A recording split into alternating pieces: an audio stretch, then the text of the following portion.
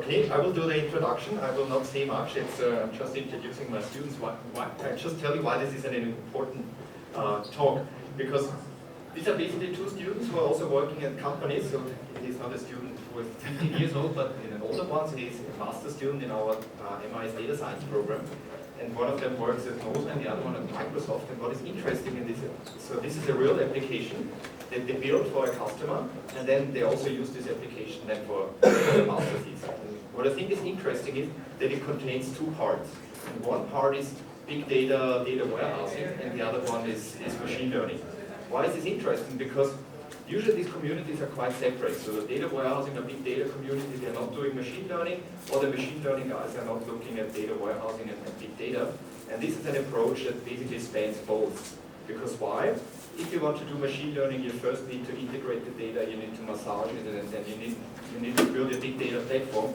Only afterwards can you do your cool machine learning stuff. So in this talk, it's a real application which is used in industry, and you see that this technology, both technology are needed, and both use cases are needed to actually work with use cases. So I'm the proud master father in PhDs. You speak of doctor father, so I'm a proud master father. I give over now to my student who already knows much more in this area. Thank you. Welcome everybody to my talk about improving manufacturing plants through big data analytics.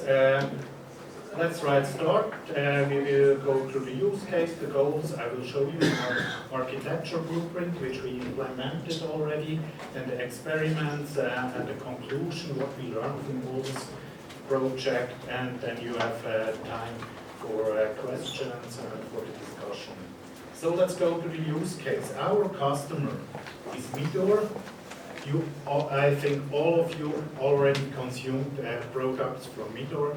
Midor is part of the micro industry and industry.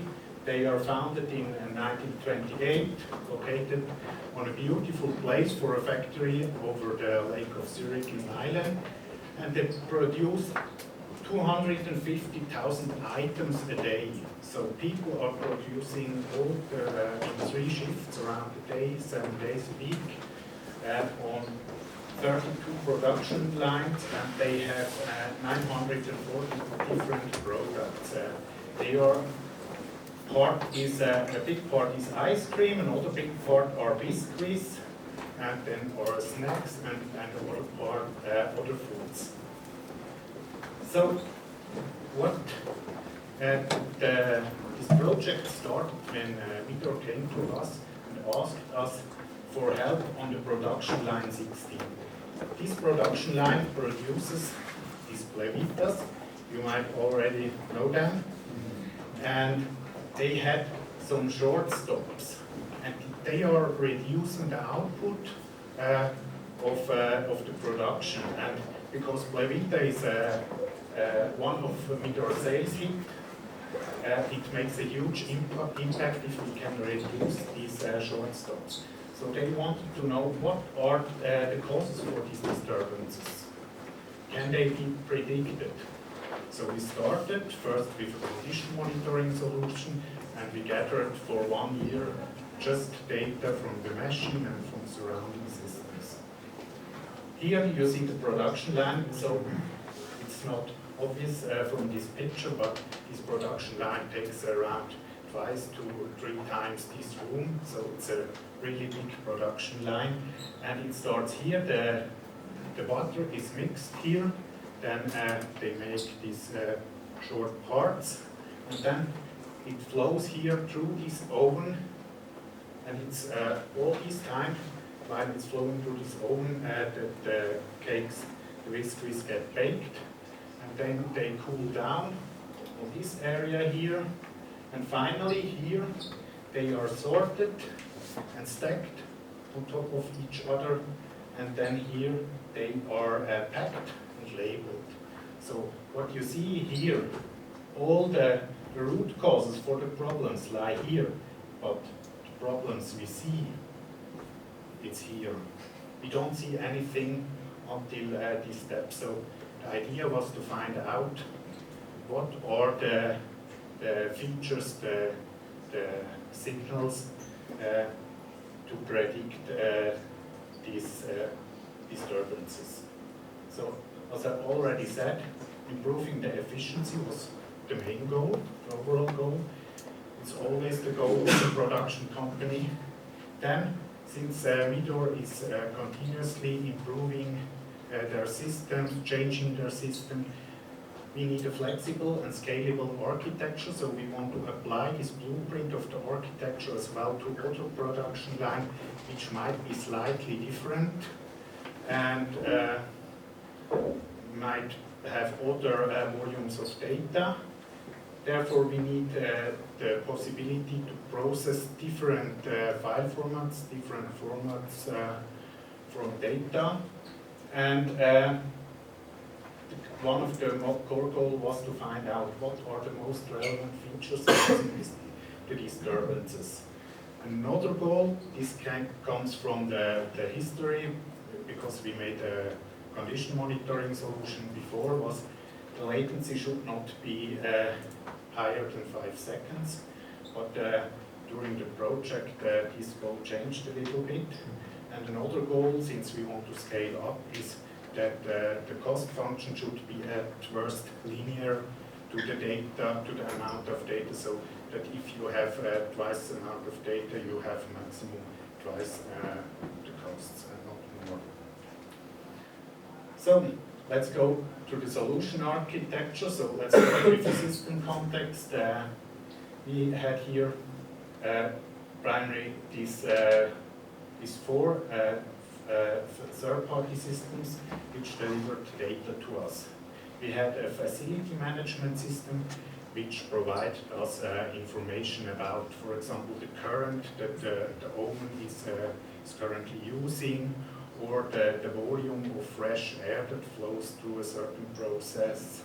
Then we had the climate systems. You can imagine this as a network of sensors all around the factory, which measure the humidity and the temperature in different rooms, and on top of and on the rooftop of certain factory buildings. Then we had the manufacturing execution systems, which provides us information about the order, so which kind of plevite is currently produced, and information about cleaning processes and so on. And then we had real-time data from the production line. This was a stream of error messages, signals, right from the production line. We put this all into our solution, and the idea was to focus first on the production manager and give him insights about his processes. And later on, we will focus on the machine operator as well, but that's not currently the scope of this talk.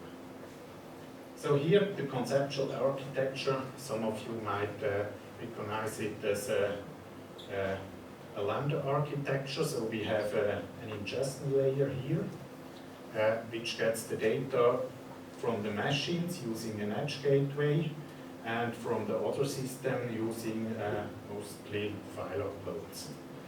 So we store this in the ingestion layer. Here we have the speed layer, which does the high performance streaming, and we publish this event for real-time visualization, and we store them short-term for the web clients and APIs here.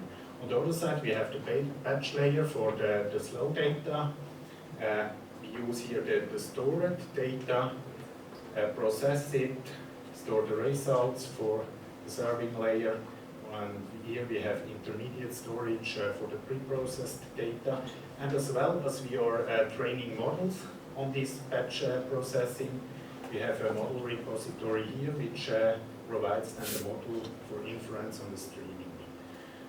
What you see here, an important part here, is the serving layer encapsulates the whole big data architecture regarding security and so on from the consumers here, so you can set up different consumer on that.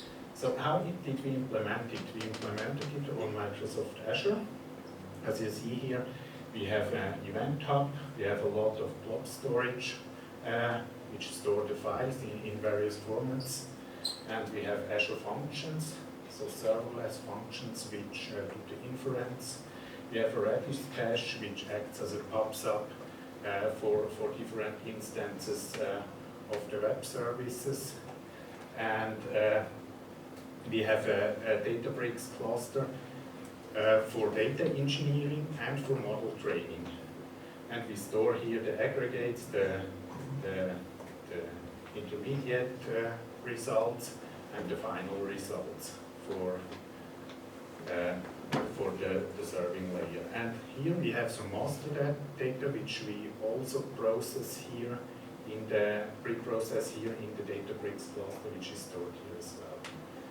And what you see here, we use the XGBoost model for this this solution for the prediction. And let's go through the flows.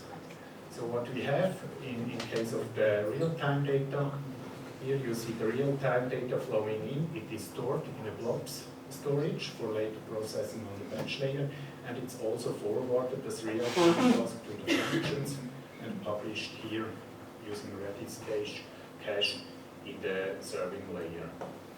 On the other side, we had a little bit slower. We have the file upload every 5 minutes.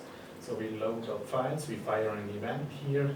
It will use this input data to make the prediction. I will come to this later, why it's not on the streaming data, why it's on file data, and it will also publish the solution on the serving layer.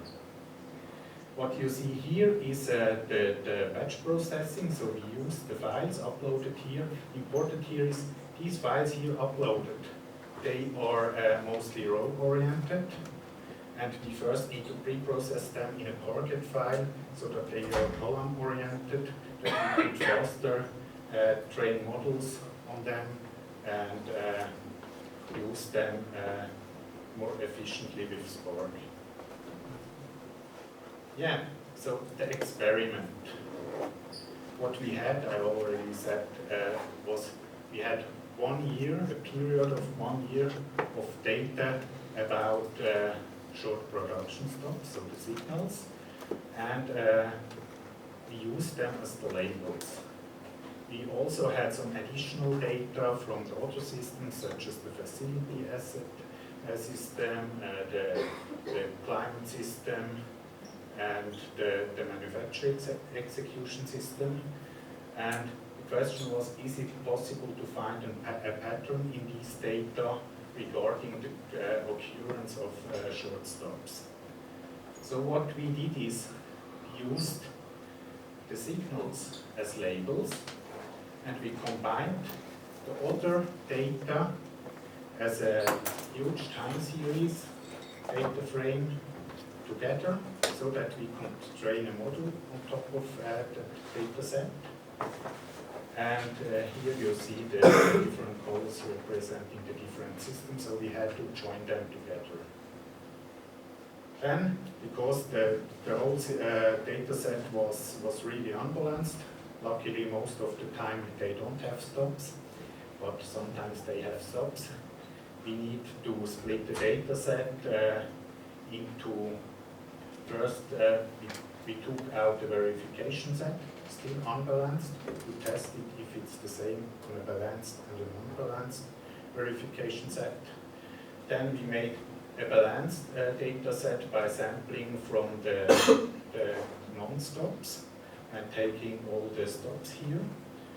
Then we split this as well. We trained our algorithm on top of that using 10-fold cross validation. We verified this as well with a test set, with a balanced test set, and we verified it with the unbalanced test set as well to be sure that it behaves the same on balanced and unbalanced data. So what we did, we used the basic algorithm already provided by Apache Spark. You see here naive Bayes and so on. We just used them because we already knew the circumstances or the data has correlations and so on, so it will not be that amazing like the other ones. But what we have seen is that random forest and gradient boosted trees, they performed quite well. We see here an F1 score of 0.85 of them, and this was already quite a good result for this solution. Then what we did, you've seen, we had a lot of data sources in this data set, columns coming from different data sources, and we had a lot of features. So we started reducing them, and you could reduce the features by just dropping the worst of the feature importance, or you could also have a focus on that you try to keep out certain data sets so that you can reduce the number of data sources in the inference, so during production. So the less data sources you have on production, the easier is it to have a stable system. If you open the window, your cake will be destroyed or will not be as good as if it's cooling down slowly. So it's somehow a reasonable result that we see here. We see here that the output, the humidity, the change of the humidity at the oven and on the batter mixer have a high influence as well on the time of day. Might be that is also some correlation because rooms are not all rooms are climated, so if the sun goes down and up and down, you might have some correlation. So to the conclusion, what we've seen, we can predict short stops with an F1 score of about 85%. The integration of different data sources took us the most time because the formats were not documented, were sometimes really trappy, were changing in between the project because the programmer of the control system decided to add or remove a field or to change the format of a field. So these are the real world tasks that you have if you build such a system. Then it's not possible to a priori estimate the importance of the prediction and features per data source. You always have to take all the data that you have, build a common data set, and then do feature engineering. And what we've also seen, and this is goes slightly to the keynote this morning, the prediction itself does not already provide a business value without additional steps. You have operators there, and they are not data scientists. They need some insights, or the results need to be presented to them so that they can do something with them. What we also see is if you have different data sources, if you have quality problems, then it results in a bad data set or in one with holes, because all these holes accumulate up. And finding from Rotalins, so if you have new findings, they have an influence on the architecture, the number of and kind of data sources, the amount of data, the requirements. And what we've seen, some principles in papers such as the Lambda architecture, they have proven to be useful. The benefits of a copper architecture can be brought in if you do a nice modeling of your source code. And what we also seen is the tools for pipeline export and operationalizations, they are in an early stage, so we decided to go with XGBoost and the solutions.